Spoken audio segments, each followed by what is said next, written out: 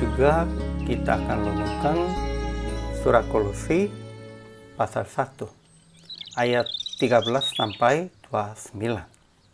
Paragraf yang pertama ayat 13 sampai 23. Yesus adalah pencipta, gambar Allah yang tidak kelihatan, kepala tubuh yaitu jemaat, yang pertama bangkit dari antara orang mati, dan ia mengembalikan hubungan kita dan Allah yang telah putus sebagai pendamai.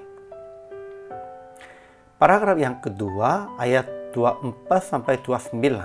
Paulus mengaku bahwa dia menggenapkan dalam dagingnya apa yang kurang pada penderitaan Kristus untuk tubuhnya, yaitu jemaat.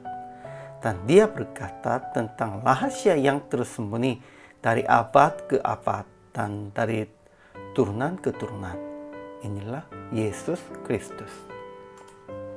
Kesimpulan hari ini, kita sudah dipindahkan dari kuasa kegelapan ke dalam kerajaan anaknya dengan anugerahnya.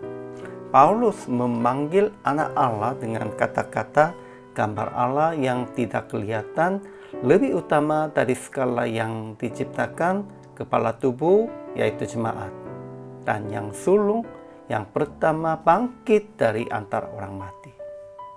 Sekarang seluruh kepenuhan Allah berkenan diam di dalam Dia. Dia memperdamaikan segala sesuatu dengan dirinya oleh darah salib Kristus. Jadi, kita yang telah menjadi musuh dengan Tuhan itu dikembalikan dan didirikan di hadapan Tuhan oleh Yesus Kristus.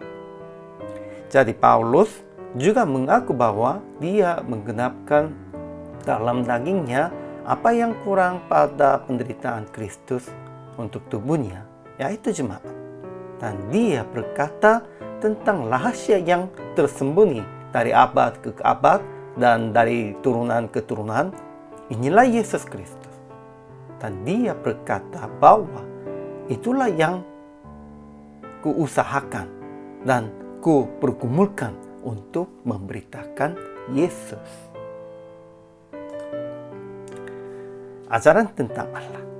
Pertama, Allah Bapa kita telah melepaskan kita dari kuasa kegelapan dan memindahkan kita ke dalam kerajaan anaknya yang kekasih. Kedua, Yesus adalah anak Allah, gambar Allah yang tidak kelihatan, yang sulung, lebih utama dari segala yang diciptakan, kepala tubuh yaitu jemaat, yang pertama bangkit dari antara orang mati dan pendamai. Ketiga, Yesus adalah rahasia yang tersembunyi dari abad ke abad dan dari turunan ke turunan, tetapi sekarang dinyatakan kepada orang-orang kudusnya. Kemudian ajaran bagi kita.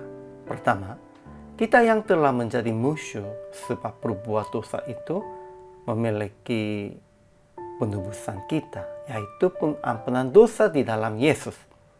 Kedua, kita harus bertekun dalam iman, tetap teguh dan tidak bergoncang, dan jangan mau digeser dari pengharapan Injil.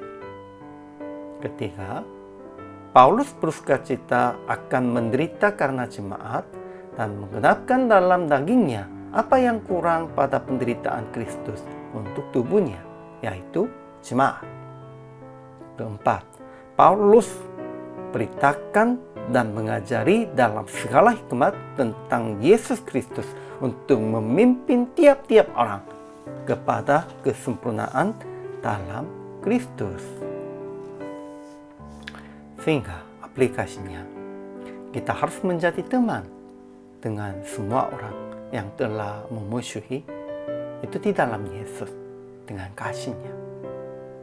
Kedua, kita juga harus bersukacita di dalam penderitaan sama seperti Paulus untuk menguatkan jemaat, yaitu tubuhnya. Ketiga, kita harus mengajar jemaat dalam segala hikmat tentang Yesus Kristus untuk memimpin tiap-tiap orang kepada kesempurnaan dalam Kristus.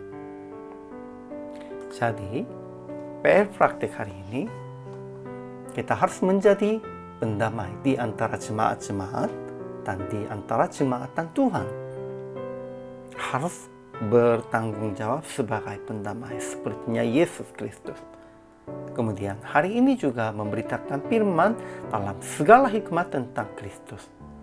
Untuk itu, harus renungkan firman dan berbuat tindakannya sesuai dengan pengertian hari ini. Semua hamba Tuhannya harus menjadi teladan bagi jemaat-jemaat, dan bukan hanya kepada jemaat-jemaat, kepada semua orang di sekitarnya, supaya mereka juga sudah memahaminya, kehidupan hamba Tuhan, dan mereka juga harus maju kepada Yesus Kristus. Inilah tanggung jawab kita. Hari ini juga, selama melayani, Tuhan memberkati.